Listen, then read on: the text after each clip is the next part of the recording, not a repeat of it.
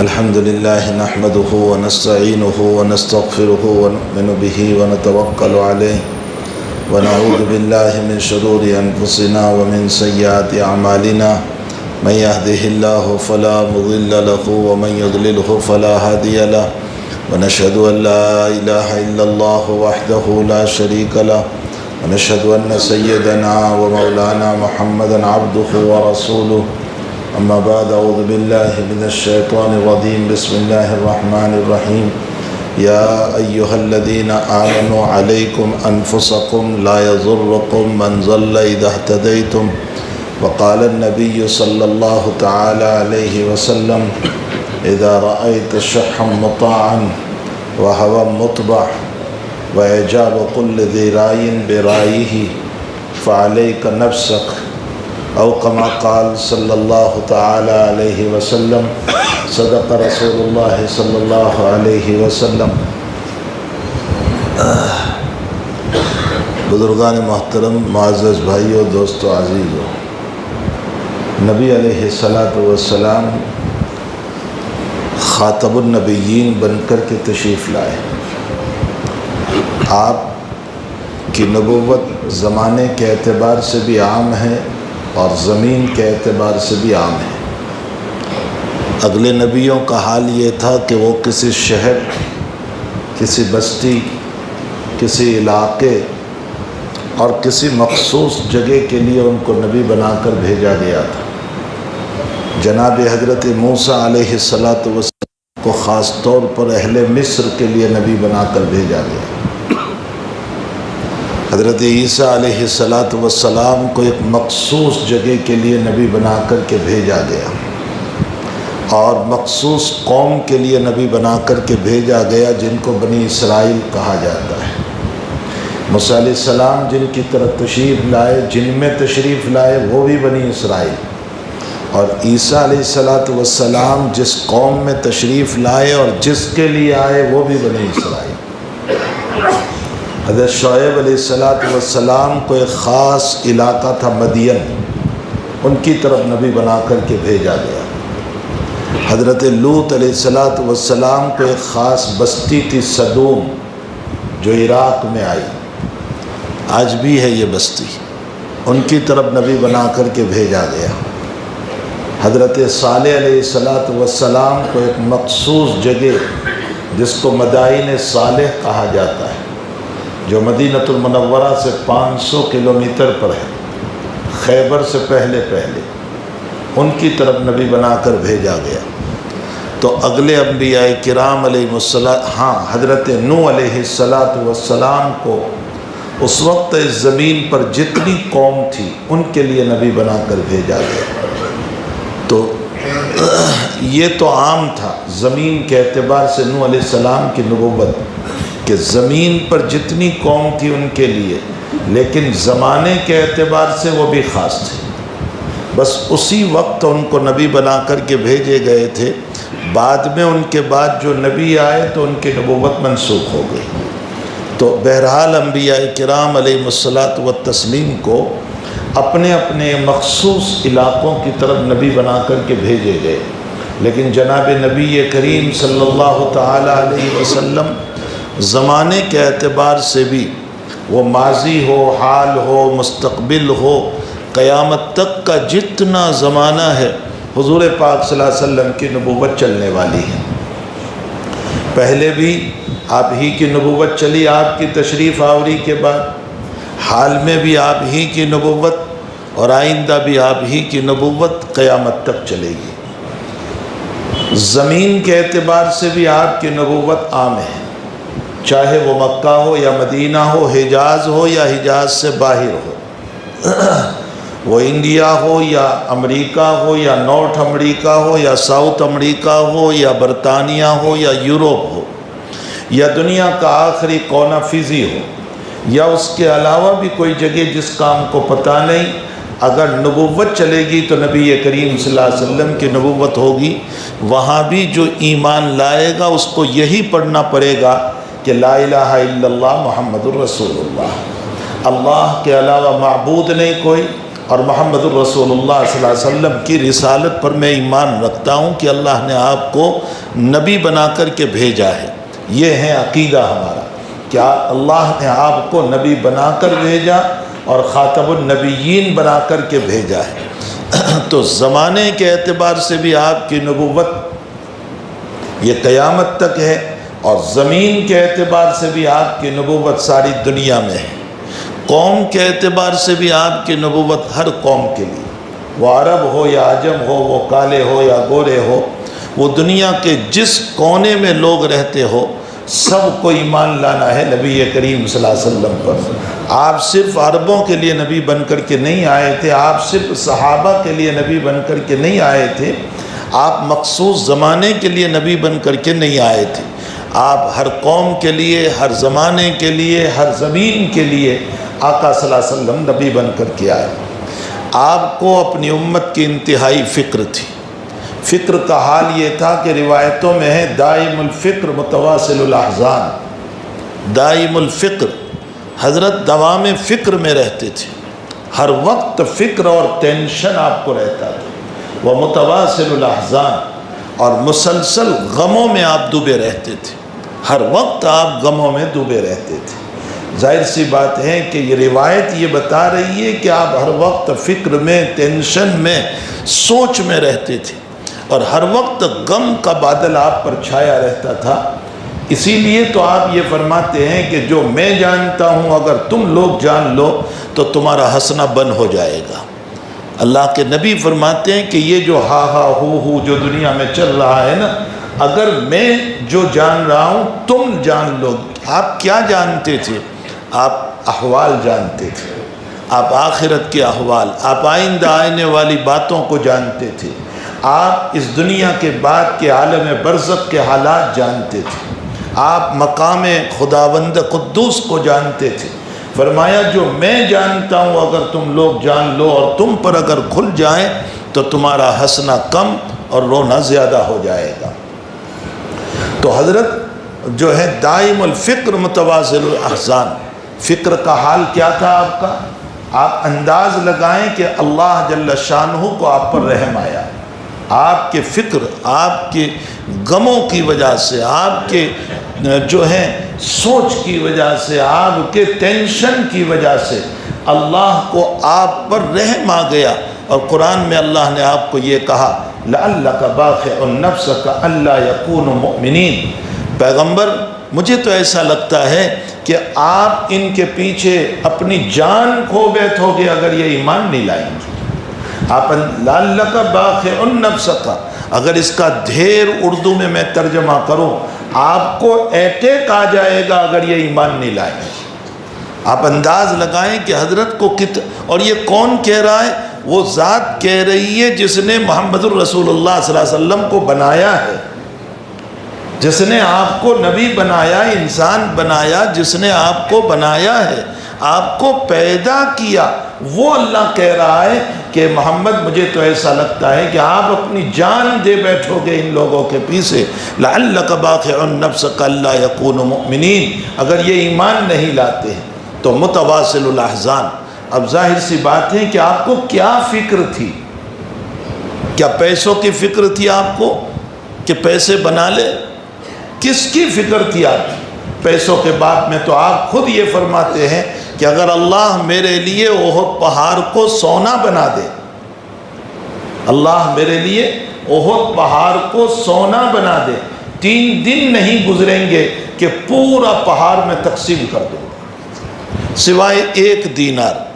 ہاں 1 دینار میں رہنے دوں گا۔ وہ کس کے لیے؟ دینار گول کا ہوتا ہے، سونے کا ہوتا ہے۔ 1 دینار وہ کس کے لیے؟ اپنی چائے پانی کے لیے نہیں، فرمایا میرے قرض کے لیے، کہ مجھ پر کوئی قرض ہو تو میں اس کو ادا کر دوں۔ تو ایک طرف سخاوت کو بیان فرمایا اور دوسری طرف قرض کی اہمیت کو بیان فرمایا کہ قرض اتنی بڑی چیز ہے، اتنی بڑی چیز ہے کہ نبی یہ فرماتے ہیں کہ اگر احد پہاڑ سونا بن جائے میرے لیے، میں سب تقسیم کر دوں گا، لیکن 1 دینار میں اپنے قرض کے لیے رکھوں گا۔ امت کو عظمت بتائی کہ اپنے قرض کو معمولی نہ سمجھو، ادا کر دو اس کو۔ یہ جو امت اس وقت لاکھوں میں کروڑوں میں قرض میں پڑی ہوئی ہے، عیش پرستی کے لیے، عیاشی کے لیے، شادیوں کے اندر اور کمپٹیشن میں. کس میں کمپٹیشن؟ میں اس سے آگے بڑھ جاؤں کاروبار میں اس سے آگے بن جاؤں دکان میں اس سے آگے بڑھ جاؤں مکان میں، میرا مکان اس سے بہتر بن جائے، میرا کاروبار اس سے اوپر چلا جائے، میں اتنے لیول پر ہوں تو اتنے لیول پر ہو جاؤں. یہ جو دنیا کا کمپٹیشن اس وقت چلا ہوا ہے، اللہ کے نبی علیہ السلام نے اپنے معجزہ قولیہ میں، معجزے دو ہیں، معجزہ فعلیہ جو آپ نے کچھ ایسے عمل اللہ نے آپ کے ہاتھوں پر ظاہر فرمائے جس کو معجزہ فعلیہ کہا جاتا ہے. جیسے انگلیوں سے پانی نکلنے لگا، لعاب مبارک ڈالا تو پانی بڑھ گیا. یہ سب چاند کو اشارہ کیا، 2 ٹکڑے ہو گئے. یہ سب معجزہ فعلیہ ہے. اونٹنی کو لکڑی ماری، وہ تیز رفتار بھاگنے لگی. جابر کے مکان پر تشریف لے گئے، ایک چھوٹا سا بکری کا بچہ جس کو 3 آدمی کھا سکتے تھے 300 نے کھا لیا. یہ سب معجزات فعلیہ ہے نبی کریم صلی اللہ علیہ وسلم کے. لیکن معجزہ قولیہ کا معنی آپ نے مستقبل کے حالات بتائے. ان حالات کو بتاتے ہوئے آپ نے یہ فرمایا کہ مجھے میری امت پر شرک کا خوف نہیں ہے، مجھے میری امت پر شرک کا خوف نہیں ہے. اب بتائیے کیا اتنے سارے لوگ بیٹھے ہوئے ایک ساتھ الیاذ باللہ اللہم احفظنا، اللہ حفاظت فرمائے، کیا اتنا بڑا مجمع مشرک ہو سکتا ہے؟ ہرگز نہیں ہو سکتا ہے. فرمایا مجھے میری ہاں یکا دکا کوئی ہو جائے دولت کی لالچ میں، پیسوں کی لالچ میں، یا کسی وہ اور مسئلہ ہے، ورنہ میری امت پوری کی پوری جو ہے وہ شرک میں چلی جائے، اس کا مجھے خوف نہیں. مجھے خوف ہے اس بات کا کہ تمہارے اوپر دنیا بہت ہو جائے گی. فَتَنَافَسُوهَا كَمَا تَنَافَسُوهَا مَنْ كَانَ قَبْلَكُمْ، پھر تم کمپٹیشن پر اترو گے. یہ اللہ کے نبی اس وقت فرما کر گئے، تم کمپٹیشن پر اترو گے. فَتُهْلِكُكُمْ كَمَا أَهْلَكَتْ مَنْ كَانَ قَبْلَكُمْ، پھر اللہ تمہیں ایسے ہلاک کرے گا جیسے اللہ نے پہلی قوموں کو ہلاک کیا.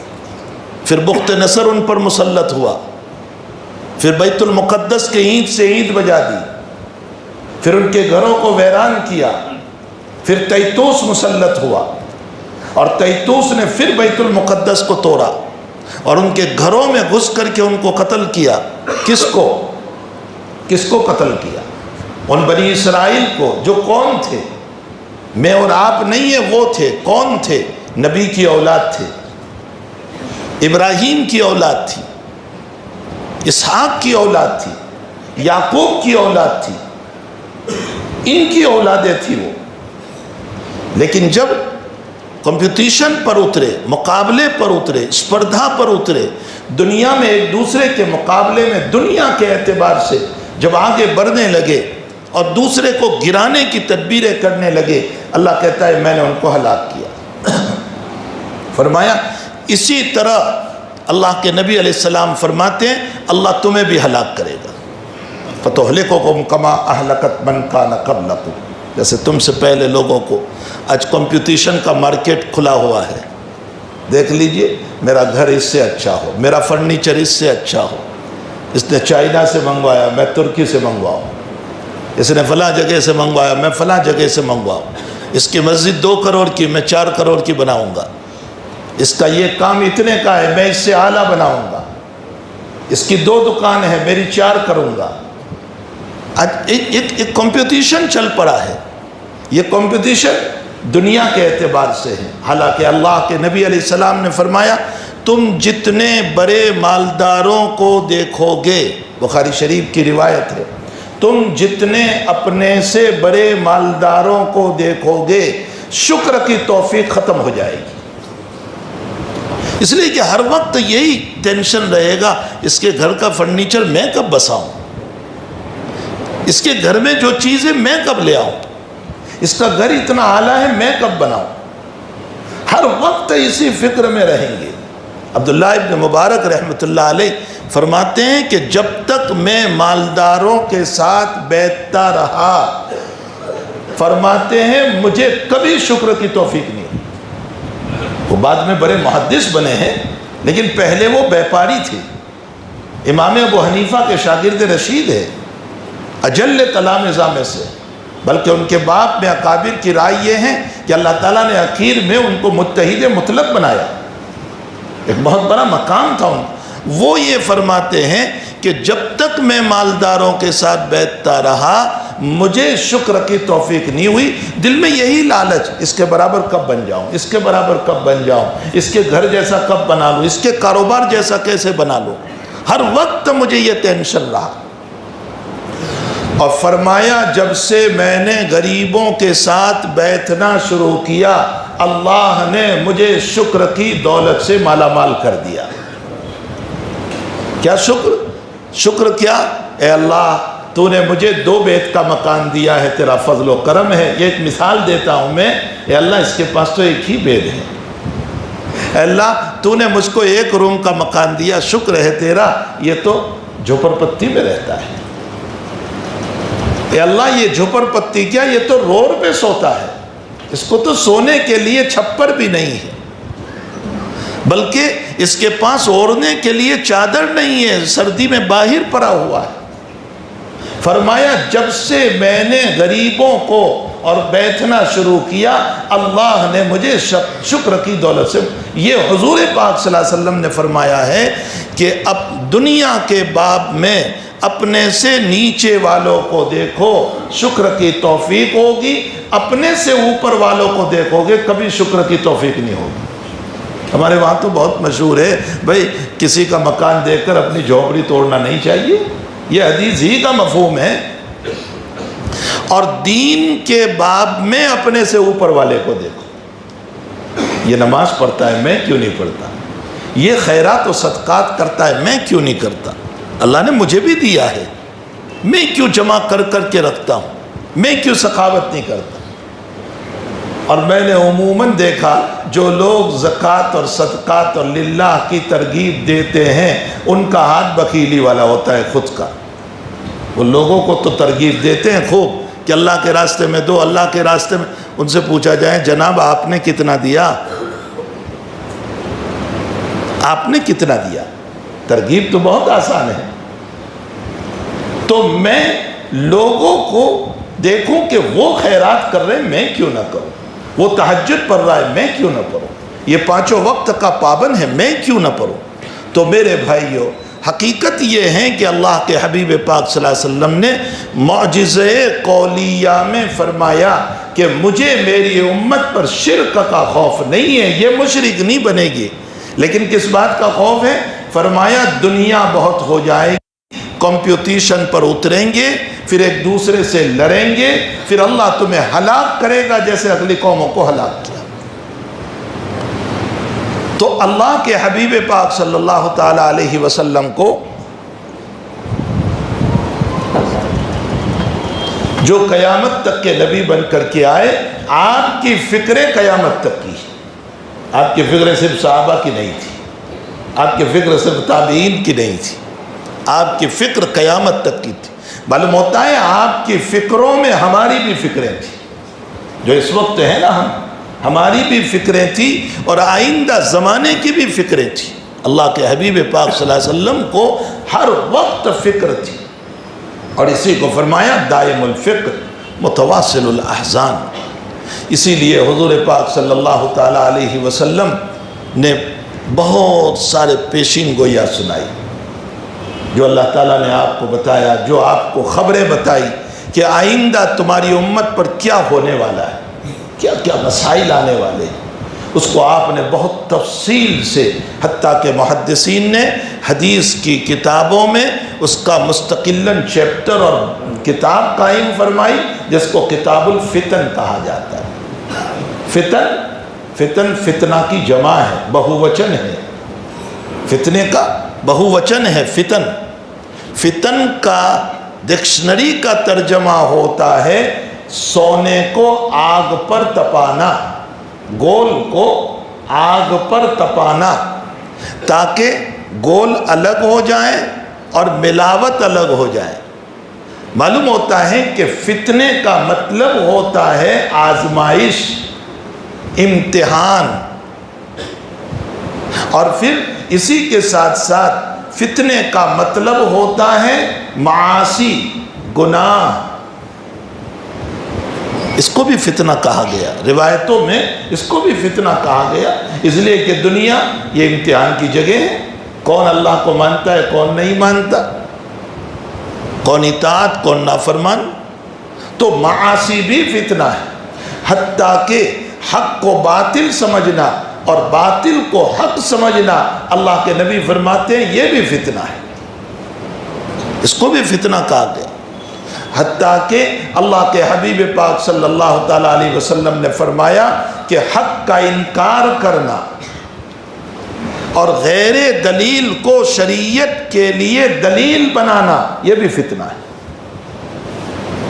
حق کا انکار، آپ نے کسی کو کوئی بات کہی، فوراً اس کا انکار، بھئی آپ اپنا کام کیجئے، یہ جواب ملتا ہے۔ یا کسی باطل مسئلے کے لیے، غلط مسئلے کے لیے غلط دلیل کو پیش کرنا۔ مثلا آپ کسی سے بتائیں کہ یہ سنت نہیں ہے، یہ بدعت ہے، یہ غلط ہے، اللہ کے نبی نے اس کو نہیں فرمایا، کہتے ہیں سعودی میں ہوتا ہے نا۔ سعودی دلیل نہیں ہے، دلیل جناب رسول اللہ صلی اللہ علیہ وسلم ہے۔ فلاں جماعت کر رہی ہے، فلاں جماعت حجت نہیں ہے، وہ جماعت ہمارے لیے حجت نہیں، حجت نبی کریم صلی اللہ علیہ وسلم ہے، اللہ کے نبی علیہ السلام کی زندگی، یہ ہمارے لیے حجت ہے۔ یہ جماعت کر رہی ہے، یہ تنظیم کر رہی ہے، سعودی میں ہو رہا ہے، فلاں جگہ مسلمان کر رہے ہیں، کوئی ہمارے لیے دلیل نہیں ہے، ہمارے لیے دلیل جناب رسول اللہ صلی اللہ علیہ وسلم ہے اور آپ کے صحابہ ہیں۔ ما انا علیہ و اصحابی، میں جس طریقے پر ہوں وہ اور جس پر میرے صحابہ ہیں، یہ ہیں اہل سنت والجماعت۔ اہل سنت ما انا علیہ والجماعت و اصحابی، میرے صحابہ، یہ ہیں اہل سنت والجماعت۔ اس سے ہٹ کر کوئی جو ہے دلیل ہمارے لیے نہیں ہو سکتی ہے۔ حتیٰ کہ اولیاء کرام کا عمل سنت کے مطابق ہیں تب تو وہ قابل حجت ہیں، اور اولیاء کا عمل اگر سنت کے خلاف جا رہا ہے تو اس کی کوئی تعویل ہو سکتی ہے تو ہوگی، اور اگر تعویل نہیں ہو سکتی ہے تو اس صورت میں وہ عمل بھی رد کر دیا جائے گا۔ اصل حجت اللہ کے حبیب پاک صلی اللہ علیہ وسلم اور اصحاب کرام ہے۔ ویسے اولیاء کرام کا کوئی عمل خلاف سنت ہوتا ہی نہیں ہے، ان کی ساری زندگی، چاہے وہ غوث العظم حضرت سیدنا عبد القادر جیلانی رحمۃ اللہ علیہ ہو، نظام الدین اولیاء سلطان الاولیاء رحمۃ اللہ علیہ ہو، حضرت خواجہ معین الدین چشتی علیہ الرحمہ ہو، علامہ علی حیجوری رحمۃ اللہ علیہ ہو، یا دنیا کے اولیاء کرام جو واقعتاً اولیاء کرام ہے، ان کا کوئی عمل خلاف سنت ہوتا ہی نہیں ہے۔ ان کی پوری زندگی سنت رسول میں ڈوبی ہوئی ہوتی ہے، وہ 100% سنت پر اپنے آپ کو ڈالتے ہیں، وہ سنت سے ہٹ کر کے اپنی زندگی کو نہیں گزارتے۔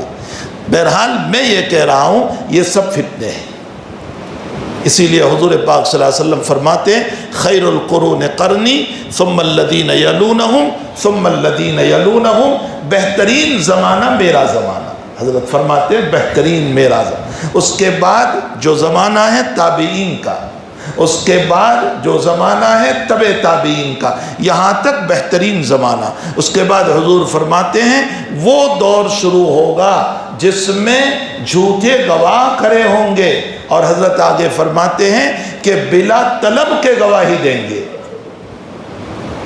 اور حق کو باطل ثابت کریں گے اور باطل کو حق ثابت کریں گے۔ آج دیکھ لیجئے حالات کورٹوں میں کیا ہو رہا ہے، بلا طلب کے گواہ آ رہے، جھوٹے گواہ آ رہے، چند ٹھیکروں میں گواہ بنائے جا رہے، اور وہ آ کر کے حق پر باطل کی گواہی اور باطل پر حق کی گواہی دے رہے۔ یہ آپ صلی اللہ علیہ وسلم کی پیشین گوئی تھی جو آپ نے سنائی تھی کہ یہ حالات آنے والے، اور انہی حالات میں بیان کرتے ہوئے بے شمار حالات، حتیٰ کہ حضور پاک صلی اللہ علیہ وسلم نے بخاری شریف کی روایت میں فرمایا کہ میری امت کی عورتیں، فرمایا ذل خلصہ بت، یہ ذل خلصہ بت ایک یمن میں تھا اس وقت، اسی طرح کا بت پھر ظاہر ہوگا، اور میری امت کی عورتیں اپنے الیتین کو، اپنی چوتروں کو، اپنے سرین کو ہلاتے ہوئے اس کے چاروں طرف ناچ کر اس کی عبادت کرے گی۔ یہ کن کے بات میں حضور فرما کر گئے ہیں؟ غیر مومن کے بات میں؟ نہ غیر مومن کے بات میں نہیں، ان کا تو مذہب ہے، یہ جو فرما کر گئے ہیں یہ مومن عورتوں کے بات میں فرما کر گئے۔ کیا یہ پیشین گوئی نہیں ہو رہی ہے اس وقت؟ کیا ہم نہیں دیکھ رہے ہیں؟ 1400 سال پہلے حضور یوں دیکھ رہے تھے اس امت کے حالات کو کہ میری امت میں ایسا ایسا ہونے والا ہے، اور یوں آپ کے سامنے کتاب کو اللہ نے قیامت تک کی کتاب کو کھول کر رکھ دیا تھا کہ یہ آپ کی امت کے حالات ہیں۔ ایک روایت میں حضور پاک صلی اللہ علیہ وسلم نے فرمایا کہ مکے کا پیٹ چیرا جائے گا، قزائن، مکے کا پیٹ چیرا جائے گا۔ محدثین کو پہلے اس کا مطلب سمجھ میں نہیں آ رہا تھا، اب مطلب سمجھ میں آ گیا کہ مکے کے اندر پہاڑوں کو کھود کھود کر جو راستے بنائے گئے، حضور نے اشارہ فرمایا اس کی طرف کہ مکے کا پیٹ چیرا جائے گا۔ اور اگلا جملہ آپ نے فرمایا وَسَوَلْ أَبْنِيَةُ رُؤُوسِ الْجِبَالِ، اور فرمایا مکے کی عمارتیں پہاڑ کے برابر ہو جائے گی۔ یہ کب فرما رہے ہیں آقا صلی اللہ علیہ وسلم؟ یہ اس وقت فرما رہے ہیں جبکہ آپ کی زندگی میں اس کا کوئی تصور نہیں تھا۔ اس وقت آپ نے یہ فرمایا تھا کہ مکے کی عمارتیں یہ پہاڑوں کے برابر ہوگی، آج ہم دیکھ رہے ہیں اور حدیث کا مطلب ہمارے سامنے ہے۔ یہ صادق و مصدوق صلی اللہ علیہ وسلم کا فرمان ہے۔ اسی میں آپ نے فرمایا کہ ہمارے حضرت مولانا یوسف صاحب لدھیانوی رحمۃ اللہ علیہ نے ایک کتاب لکھی ہے، میں اہل علم سے گزارش کروں گا، اتنا سا رسالہ ہے، اس کو لے کر کے پڑھیں، عصر حاضر حدیث کی روشنی میں، یا حدیث کی روح سے، عصر حاضر موجودہ زمانہ حدیث کی روح سے یا حدیث کی روشنی میں، مطلب حدیث کی روشنی میں موجودہ زمانے کو پڑھو تو تمہیں پتہ چلے گا کہ حضور پاک صلی اللہ علیہ وسلم کیا کیا باتیں بتا کر گئے۔ اس میں 72 ایک روایت نقل فرمائی ہے جس میں 72 نشانیاں یا 72 علامتیں حضرت حذیفہ رضی اللہ تعالیٰ عنہ کے حوالے سے روایت نقل کی ہے، جس میں پہلے ہی یہ لکھا ہے، فرمایا لوگ نمازوں کی چوری کریں گے، یعنی نماز نہیں پڑھیں گے۔ اس میں لکھا کہ لوگ ہدیے کے نام پر رشوت کو جائز کریں گے۔ آج کیا ہو رہا ہے؟ ہدیہ ہی تو دیا جا رہا ہے، لیکن ہوتا کیا ہے؟ رشوت ہے۔ ہدیے کے نام پر رشوت کو لوگ جائز کریں گے۔ فرمایا سود کی حلت کی کوشش کی جائے گی۔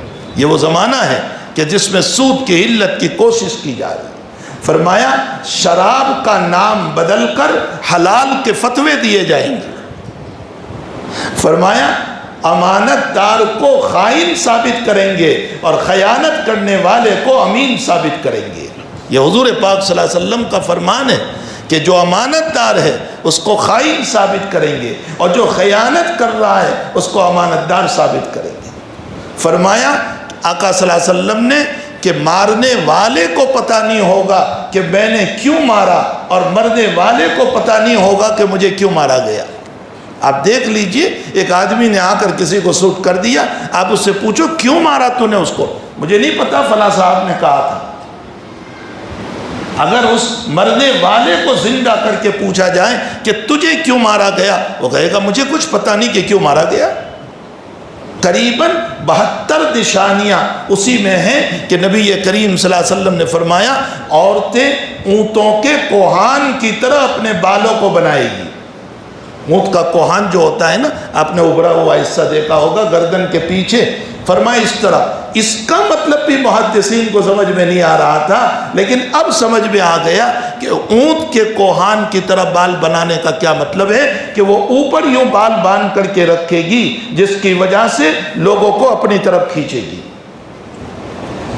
اس طرح کی قریباً 72 میرے دل میں تھا کہ میں اس کتاب کو بھی اٹھا کر لاتا اور میں 72 نشانیاں اندر دیکھ کر آپ کو پڑھ کر سناتا کہ جناب نبی کریم صلی اللہ علیہ وسلم نے کیا فرمایا ہے، اور وہ ساری پیشین گوئیاں، وہ ساری باتیں، وہ جو کچھ آپ نے فرمایا ہے وہ ہوتا جا رہا ہے۔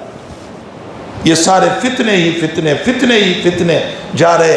حضور پاک صلی اللہ علیہ وسلم نے فرمایا کہ یہ سب اچھا، فرمایا لباس کا عالم یہ ہوگا کہ خود مرد کو آنکھ بند کرنی پڑے گی لیکن عورت اس لباس کو نہیں چھوڑے گی۔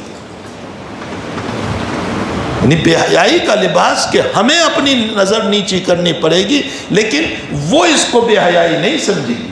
حالانکہ قرآن کریم میں لباس جو ہے اس کی علت تو یہ بیان کی گئی ہے کہ لباس اس لیے پہنا جاتا ہے یواری سوآتکم وریشا، لباس اس لیے ہے تاکہ ستر چھپے اور زینت بنے، اس لیے لباس ہے۔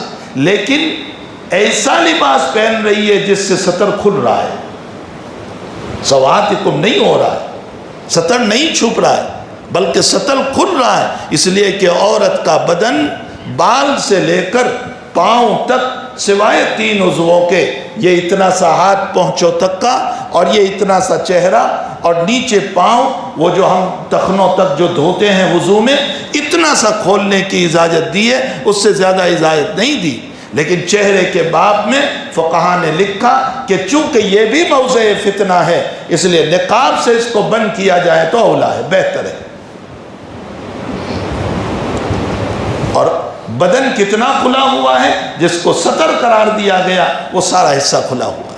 جب یہ سارے حالات، ساری نشانیاں، سارے مسائل جب امت میں چلیں گے تو حضور پاک صلی اللہ علیہ وسلم فرماتے ہیں کہ پھر تمہیں مارنے کے لیے لوگ اس طرح توتیں گے۔ ترمذی کی روایت میں ہے جیسے ایک پیالہ ہو، کھانا ہو اور اس کھانے پر لوگ کھانے کے لیے توتتے ہیں۔ اتنا نہیں، روایت میں آگے حضور پاک صلی اللہ علیہ وسلم نے فرمایا کہ خود جیسے آپ دسترخوان پر بیٹھ کر کھاتے ہو اور دوسروں کو بھی بلاتے ہو، آئی صاحب آئیے آپ بھی کھا لیجئے، آئی صاحب آئیے آپ بھی کھا لیجئے، آپ بھی کھا لیجئے، فرمایا جیسے تم دسترخوان پر کھاتے ہو اور دوسروں کو کھانے کے لیے بلاتے ہو، اسی طرح میری امت کے مسلمانوں پر حال ہوگا کہ خود تو ماریں گے لیکن دوسروں کو بلائیں گے کہ تم بھی مارو آ کر۔ اس کے حالات پہلے بھی پڑھے، اب بھی پڑھ رہے ہیں، چند سالوں پہلے بھی پڑھے، ابھی پڑھ رہے ہیں، ابھی موجودہ حالات میں بھی آپ دیکھ لیجئے، اور اس سے پہلے 100 سالہ پوری جو تاریخ ہے آپ اس کو پڑھ لیجئے کہ خود بھی توتے ہیں اور دوسروں کو بھی کہہ رہے ہیں کہ آپ آ جائیے، اور اس کو اجتماعیت کا نام دیا گیا۔ یہ ساری باتیں حضور پاک صلی اللہ علیہ وسلم فرما کر گئے۔ جس وقت اللہ کے نبی یہ مضمون بیان فرما رہے تھے، صحابہ نے فرمایا یا رسول اللہ کیا ہم قلیل ہوں گے؟ نحن المقلون، ہم تھوڑے ہوں گے؟ فرمایا نہیں، تم میجورٹی میں ہوں گے، کثرت ہوگی، بہت زیادہ تم لوگ ہوں گے۔ تو پھر کیا حال؟ اب دیکھ لیجئے کثرت ہماری 56 یعنی 56 کنٹریاں ہیں، اور دنیا کا 1/3 حصہ مسلمان ہے، 1/3 حصہ پوری دنیا کے اندر۔ اتنے سارے مسلمان ہونے کے باوجود حالات کیا چل رہے ہیں؟ صحابہ اللہ کے نبی نے فرمایا نہیں تم بہت ہوں گے۔ فرمایا پھر ہمارا، یعنی صحابہ کے تصور میں نہیں آ سکتا تھا کہ کیا ایسے بھی مسائل ہو سکتے ہیں، ایسے بھی حالات ہو سکتے ہیں، ایسا بھی ہو سکتا ہے۔ ان کے سمجھ میں نہیں آ رہا تھا، کہاں سے ان کی سمجھ میں آتا؟ ان کے تو ایک ایک دعا پر مسائل حل ہو رہے تھے، ان کی 2 رکعتوں پر مسائل حل ہو رہے تھے، ان کے ایمانی جذبے پر مسائل حل ہو رہے تھے۔ تو اللہ کے نبی علیہ السلام نے فرمایا کہ ہاں، اس لیے کہ تم میں وہن بہت ہو جائے گا۔ صحابہ فرماتے مل وہن یا رسول اللہ، وہ وہن کیا چیز ہے؟ حضرت نے فرمایا حب الدنیا، دنیا کی محبت اتنی ہوگی کہ تم دین چھوڑ بیٹھے ہوں گے۔ آج یہی حال ہے، یہ ٹوپی ہے نظر آ رہی ہے، کچھ نمازیں نظر آ رہی ہیں، ورنہ اندر کی زندگی بغاوت میں ہے۔ ہم سب کی اندر کی زندگی بغاوت میں ہے، کوئی مالیات میں، کوئی معاشرت میں، کوئی معیشت میں، کوئی اخلاقیات میں، چاروں طرف سے ہماری زندگیاں جو ہیں بغاوت رسول میں ہیں۔ تو ایسے حالات ہوں گے کہ حب الدنیا، دنیا کی محبت بہت ہوگی، اور موت کا خوف پیدا ہو جائے گا، موت کا ڈر پیدا، اس کو کہا جاتا ہے وہن۔ اب کیا کیا جائے ان حالات میں؟ فتنوں پر فتنے چل رہے ہیں۔ ان فتنوں کے وقت میں ہمیں کیا، نبی علیہ السلام نے ہمیں کیا بتایا، کس بات کی تعلیم دی؟ سب سے پہلی تعلیم ہم کو دی ہے دعاؤں کا اہتمام، دعاؤں کا اہتمام۔ اللہم انی اعوذ بک من الفتن ما ظہر منہا وما بطن، نبی کریم صلی اللہ علیہ وسلم کی دعا ہے۔ اے اللہ میں فتنوں سے پناہ چاہتا ہوں، جو ظاہر ہے وہ بھی، جو چھپے ہیں وہ بھی۔ مجھے نہیں پتا کہ چھپ کر کے کیا فتنے ہو رہے ہیں، کیا سازشیں ہو رہی ہیں، کیا تدبیریں ہو رہی ہیں، کیا کیا باتیں اندرونی طور پر ہو رہی ہیں، ہمیں نہیں معلوم۔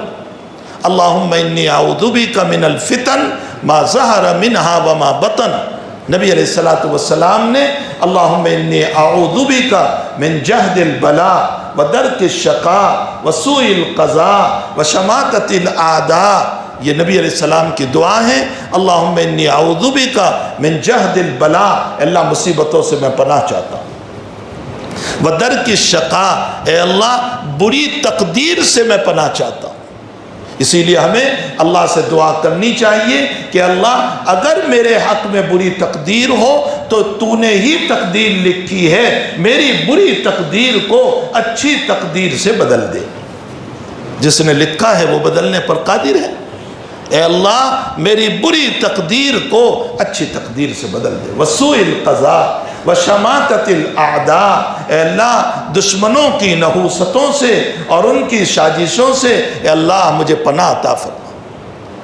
وشماتۃ الاعداء، اللہ کے حبیب پاک صلی اللہ علیہ وسلم نے بہت دعاؤں کا اہتمام کیا، حتیٰ کہ سلام پھیرنے سے پہلے نماز میں انی ظلمت جہاں پڑھتے ہیں، ان دعاؤں کو بھی نبی علیہ السلام پڑھا کرتے تھے۔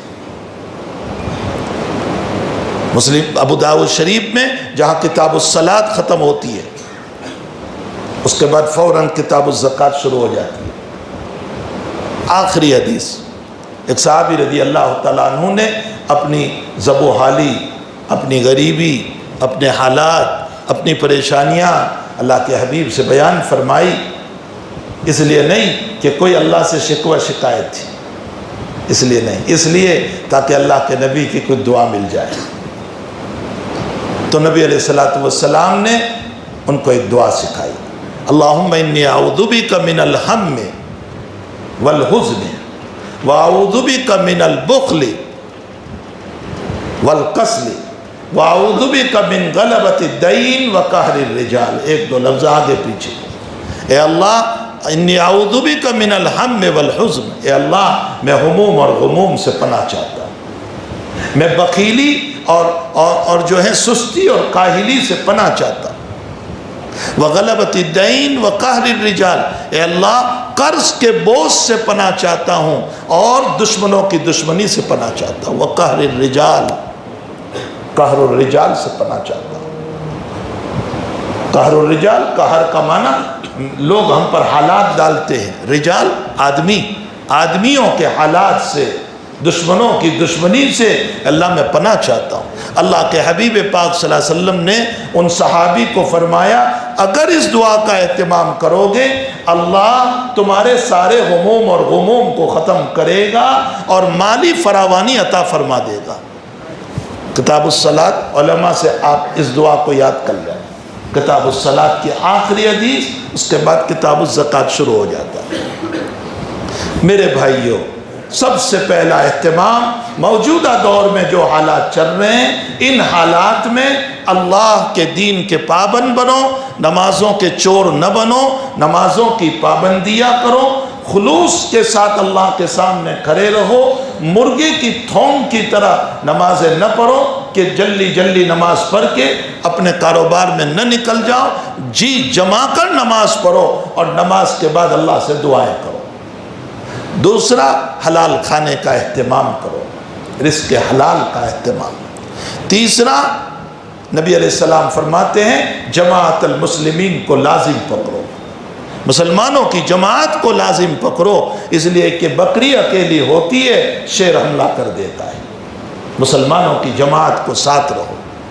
اور چوتھا، ایک دوسرے کو معاف کر کے اتفاق کا ماحول پیدا کرو، تمہارے اختلافوں سے تمہاری طاقتیں ختم ہو جائے گی اور حق تعالیٰ دوسروں کو غلبہ دے گی، اس لیے معاف کرنے والے بنو، درگزر کرنے والے بنو اور ایک دوسرے کو ہمدردی اور محبت کے ساتھ رہو۔ حضور پاک صلی اللہ علیہ وسلم نے جو فرمایا، میں نے شروع میں جس کو پڑھا، قرآن کی آیت، یا ایھا الذین آمنوا علیکم انفسکم، اے ایمان والو تمہاری ذات پر اپنی ذات کی حفاظت کرنا لازم ہے۔ کب؟ جب دنیا کے حالات بگڑنے لگے۔ لا یضرکم من ضل اذا اہتدیتم، تو پھر نقصان پہنچانے والے کا نقصان تمہیں نقصان نہیں پہنچائے گا اگر تم ہدایت پر ہوں گے، اگر تم سیدھے راستے پر ہو۔ اور حدیث شریف میں جناب نبی کریم صلی اللہ علیہ وسلم نے فرمایا کہ اذا رأیت شحا مطاع، جب تم دیکھو کہ جو ہے بخیلی عام ہو رہی ہے، شح کا اصل ترجمہ تو ہوتا ہے لالچ، ہرس، یہاں سے بھی آئے یہاں سے بھی آئے، جب یہ عام ہو رہا ہے، وَهَوَى مُتْبَعٌ، اور فرمایا لوگ خواہشات کی اتباع پر تلے ہوئے، اور وقت خواہشات، شریعت نہیں خواہشات۔ میں شریعت کو دوسرے نمبر پر، میری خواہش کے مطابق شریعت ہے تو مانوں گا، اور میری خواہش کے مطابق شریعت نہیں ہے تو نہیں مانوں گا۔ جب لوگ خواہشات کی اتباع کرنے لگے، وَإِعْجَابُ كُلِّ ذِي رَأْيٍ بِرَأْيِهِ، اور جب ہر انسان اپنی ہی رائے پر تکبر کرنے لگے، میری رائے 100% صحیح، آپ کی رائے غلط، اور ایک دوسرے کی رائے کو ٹھکرانے لگے کہ آپ غلط ہیں، آپ جھوٹے ہیں، میری رائے صحیح، میری رائے ماننا پڑے گا آپ کو، اسی پر تمہیں عمل کرنا پڑے گا۔ وَإِعْجَابُ كُلِّ ذِي رَأْيٍ، اعجاب کا معنی خود پسندی، غرور، تکبر، جب ہر انسان اپنی رائے پر فخر کرنے لگے کہ نہیں میری ہی رائے صحیح، آپ کی رائے غلط ہے۔ آج کیا ہو رہا ہے؟ ہماری تنظیمیں کیوں فیل ہو رہی ہے؟ ہماری جماعتیں کیوں فیل ہو رہی ہے؟ ہمارے جو نظام ہیں، اسکولوں کے ہو، مدرسوں کے ہو، ہاسپٹلوں کے ہو، فلاں کے ہو، دنیا بھر کے نظام کیوں ٹوٹ رہے ہیں؟ اس لیے کہ یہی سوچ رہے ہیں میری رائے 100% صحیح۔ وَإِعْجَابُ كُلِّ ذِي رَأْيٍ بِرَأْيِهِ، حضور پاک صلی اللہ علیہ وسلم فرماتے ہیں جب یہ حالات عام ہو جائیں تو تم کیا کرو؟ فَعَلَيْكَ نَفْسَ، اپنی ذات کی حفاظت کرو، تم اپنے آپ کو ان برائیوں سے بچا لینا، اپنی رائے پر فخر نہ ہو، اور اسی کے ساتھ خواہشات کی اتباع نہ ہو، اور اسی کے ساتھ بخیلی سے اپنے آپ کو بچانا ہو، اور اپنی ذات کی بھرپور حفاظت کریں۔ اگر یہ کام ہو رہے ہیں تو انشاءاللہ تعالی اللہ تعالیٰ فتنوں سے ہماری حفاظت کرے گا، اور اگر یہ کام نہیں ہو رہے ہیں تو پھر اس صورت میں ہماری زندگی خطرات میں ہوگی۔ حضور پاک صلی اللہ علیہ وسلم فرماتے ہیں کہ جب فتنے چلتے ہیں تو کھڑا رہنے والا چلنے والے کے مقابلے میں امن میں رہے گا، اور بیٹھنے والا کھڑے رہنے والے کے مقابلے میں امن میں رہے گا، اور سونے والا بیٹھنے والے کے مقابلے میں امن میں رہے گا۔ نبی علیہ السلام یہ بتانا چاہتے ہیں فتنوں سے جتنے دور رہو گے اتنی حفاظت ہو جائے گی، اتنا امن رہے گا۔ حق تعالیٰ جل شانہ ان حالات میں، اس فتنے کے دور میں، ان پریشانیوں کے اندر اللہ ہم سب کی، ہماری آل اولاد کی، ہماری نسلوں کی، ہمارے ملنے والوں کی، متعلقین کی اللہ سب کی حفاظت فرمائے، سب کے کاروبار کی حفاظت فرمائے، سب کی جو ہے زندگی کی حفاظت فرمائے، اور اب تعالیٰ ان فتنوں سے ہم سب کی حفاظت فرمائے۔ یہ وہی فتنے ہیں کہ نبی علیہ السلام نے فرمایا کمواقع القطر، فرمایا جیسے بارش کا مطر، جیسے بارش برستی ہے نا، اس طرح فتنے برسیں گے۔ ہاں یہ ساری پیشین گوئیاں روایتوں میں ہے کہ جیسے بارش برستی ہے مطر، ایسے فتنے برسیں گے۔ حضرت نے اس میں دو باتوں کی طرف اشارہ فرمایا، بارش کثرت سے برستی ہے، اسی طرح فتنے بھی کثرت سے ہوں گے۔ اور بارش سے مثال دے کر اشارہ فرمایا، بارش مسلسل برستی ہے، اسی طرح جب فتنے شروع ہوں گے تو مسلسل چلیں گے۔ دوسری حدیث پاک صلی اللہ علیہ وسلم میں حضور پاک صلی اللہ علیہ وسلم نے فرمایا کہ رات کی اندھیرے کی طرف فتنہ چلے گا، مظلمۃ اللیل، رات کے اندھیرے کی طرف، کقطع اللیل المظلم، اور رات ابھی شروع ہو گئی تو صبح تک اندھیرا رہے گا، بیچ میں اجالا نہیں ہوگا۔ فرمایا اسی طرح جب فتنے چلیں گے تو مسلسل چلیں گے، پھر فتنے رکنے والے نہیں ہیں۔ یہ حالات پہ حالات، ایک ختم نہیں ہوتا کہ دوسرا ختم نہیں ہوتا کہ تیسرا ختم نہیں ہوتا کہ چوتھا۔ یہ جو حالات پہ حالات چل رہے ہیں یہ انتہائی نازک حالات ہیں۔ ان حالات میں اپنی بھی حفاظت کرو، اپنی آل اولاد کی بھی حفاظت کرو، اللہ کے پاس رجوع رکھو، اس سے مانگنے کا اہتمام کرو، ہر وقت اس سے مانگتے رہو کہ اللہ موجودہ دور کے فتنوں سے تو ہماری حفاظت فرما۔ خداوند قدوس ہم سب پر قادر ہے کہ وہ فتنوں سے بچائے گا۔ وہی ایک ذات ہے جس کے پاس جا کر ہم اپنے دکھرے بیان کر سکتے ہیں۔ اور کون ذات ہے جس سے آپ اپنے دکھرے سناؤ گے؟ کون ہے؟ کس کے پاس آپ اپنے دکھرے سنانے جاؤ گے؟ کوئی آپ کے دکھرے نہیں سنے گا، بلکہ آپ کے دکھرے سن کر آپ کی مذاق اڑائے گا، آپ پر ہنسے گا، آپ کا تمسخر کرے گا۔ وہی ایک ذات ہے جو ذات ہمارے دکھروں کو سننے کے لیے تیار ہے۔ وہ راتوں کے اندھیرے میں بھی سنتا ہے۔ اس کو مناؤ، اس کو راضی کرو، اس کے سامنے روو۔ اس نے صحابہ کی سنی، اس نے اولیاء کی سنی، اس نے بزرگوں کی سنی، وہ ہمارے ٹوٹے ہوئے دلوں کو بھی سنے گا۔ اگرچہ ہم مجرم ہیں، گنہگار ہیں، جیسے بھی ہیں، لیکن بہرحال ہم اللہ سے کہیں کہ اللہ ہم کیا کریں؟ وہ فتنوں کے دور میں اتنے نہیں تھے جتنے ہم جس دور سے گزر رہے ہیں۔ ہمارے فتنے جو ہیں وہ انتہائی درجہ ہے۔ اوریانیت اپنے حد پر ہے، بدماشیاں اپنے حد پر ہے، دشمنیاں اپنے حد پر ہے۔ اے اللہ سوائے تیرے ہمارا کوئی نہیں ہے، تو ہی ایک مولا ہے جو ہمارے معین، ہمارا مددگار، ہمارا ہاتھ پکڑنے والا، تو ہی ایک ذات ہے۔ اس کو مناؤ، وہ آج بھی راضی ہونے کے لیے تیار ہے۔ اس کی طاقت ختم نہیں ہوئی، اس کی قوت ختم نہیں ہوئی، وہ برہا نہیں ہو گیا ہے۔ وہ پہلے جو اللہ جس شان کے ساتھ، جس طاقت کے ساتھ تھا، اسی شان اور اسی طاقت کے ساتھ وہ اللہ ہے۔ ہم ہی بدل گئے، ہم بدل گئے، ہمارے اعمال بدل گئے، ہماری زندگیاں بدل گئی۔ ہماری زندگی میں جھوٹ، فریب، دھوکہ، لوگوں کا قرض واپس نہ کرنا، لوگوں کے ساتھ خیانت کا معاملہ، چٹنگ بازیوں کا معاملہ، فراڈ کا معاملہ، دھوکے بازیوں کا معاملہ، مارکیٹ اس سے بھرے ہوئے ہیں، اور مالداروں کے مالدار اس سے بھرے ہوئے ہیں، ان سارے مسائل سے۔ اس سے اپنے آپ کو بچا لو اور اللہ کے سامنے رجوع کرو۔ انشاءاللہ تعالی حق تعالی جل شانہ و عم نوالہ آج بھی میری اور آپ کی مدد کے لیے تیار ہیں۔ اللہ ہم سب کو فتنوں سے حفاظت فرمائے۔ وصلی اللہ علی نبینا محمد وآلہ وصحبہ اجمعین۔ سبحانک اللہم وبحمدک وتبارک اسمک وتعالی جدک ولا الہ غیرک۔ سبحانک اللہم وبحمدک وتبارک اسمک وتعالی جدک ولا الہ غیرک۔ سبحان اللہ وبحمدہ سبحان اللہ العظیم۔ اللہم صلی علی سیدنا حبیبنا وشفیعنا وسندنا مولانا محمد وبارک وسلم۔ اللہم ربنا آتنا فی الدنیا حسنہ وفی الآخرۃ حسنہ وقنا عذاب النار۔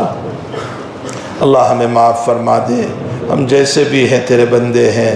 اللہ ٹوٹے ہوئے سہی، گنہگار سہی، ہمیں اپنے گناہوں کا اعتراف ہے، ہم نے راتوں میں بھی گناہ کیے، دن میں بھی گناہ کیے ہیں، لیکن اے اللہ کلمہ تو تیرا ہی پڑھ رہے ہیں، لا الہ الا اللہ کا اعتراف تیرا ہی کر رہے ہیں، محمد الرسول اللہ صلی اللہ علیہ وسلم اے اللہ اللہ کے نبی کے اعتراف ہم کر رہے ہیں۔ اے اللہ تجھے اس کلمے کا واسطہ ہے کہ مولا کریم تو ہم تمام کو معاف فرما دے، مصیبتوں سے ہماری حفاظت فرما لے۔ اللہ اس زمین پر ہمارا قصور کیا ہے؟ ہم نے کوئی قصور نہیں کیا، ہم نے نہ کسی کو مارا نہ کسی کے ساتھ کوئی خلاف کام کیا، صرف اتنا ہی تو ہے کہ ہم تیرا نام لے رہے ہیں۔ یا اللہ تیرا نام لینا بھی جرم ہو گیا، تیرے حبیب کا نام لینا بھی جرم بن گیا۔ الہ العالمین تجھے تیرے نام کا واسطہ ہے، تجھے تیرے محبوب کا واسطہ ہے، تجھے کلمہ لا الہ الا اللہ کا واسطہ ہے۔ اے اللہ ہمارے مسلمانوں کی حفاظت فرما، اے اللہ بہو بیٹیوں کی حفاظت فرما، آبرو عزت کی حفاظت فرما، ایمان کی حفاظت فرما، کاروبار کی حفاظت فرما، جائیداد و مکان کی حفاظت فرما، مساجد و مکاتب کی حفاظت فرما، مراکز و خانقاہوں کی حفاظت فرما۔ اے اللہ جہاں جہاں مسلمان پریشان حال ہیں سب کی پریشانیوں کو دور فرما۔ اے اللہ تو ہی دور کرنے والا ہے، ہمارے دکھرے سننے والا تیرے علاوہ کوئی نہیں ہے۔ اللہ ہم جہاں گئے ہمیں ذلیل کیا گیا، ہمیں رسوا کیا گیا، ہمیں نکالا گیا، حتیٰ کہ ہم کو تو تانے دیے گئے اور یوں کہا جاؤ تم اللہ کو مانتے ہو نا تو اسی اللہ سے مانگ لو۔ یہ لوگ کہہ رہے ہیں کہ اللہ مر گیا، اللہ تو مرتا نہیں ہے، تو حی لا یموت ہے، تو حی لا یموت ہے۔ اللہ اللہ اے اللہ اللہ اللہ ہم تیرے پیارے نام سے تجھے پکار رہے ہیں۔ اللہ اللہ بیٹا اپنے ماں کو پیار سے پکارتا ہے، ماں رحمت بری آگوش دے دیتی ہے۔ اللہ تو بھی اپنی رحمت بری آگوش ہم کو عطا فرما دے، تو بھی اپنی رحمت بری آگوش ہم کو عطا فرما دے۔ اے اللہ ہم سب کی ضرورتوں کو دست غیب سے پورا فرما۔ اے اللہ جہاں جہاں مسلمان بیمار پریشان حال ہیں سب کی پریشانیوں کو دور فرما، شفائے دائمہ و مستمرہ عطا فرما، مرحومین کی مغفرت فرما، اس مجمع کی جائز تمناؤں کو پوری فرما، سب کے حاجات کو پوری فرما۔ اے اللہ جو مانگا اپنے فضل سے عطا فرما، نہیں مانگا اپنے فضل سے نصیب فرما، فتنوں سے حفاظت فرما، ظاہری فتنوں سے بھی حفاظت فرما، باطنی فتنوں سے بھی حفاظت فرما۔ صلی اللہ علی نبینا محمد وآلہ وصحبہ اجمعین برحمتک یا ارحم الراحمین۔ بس مسافر کی زحمت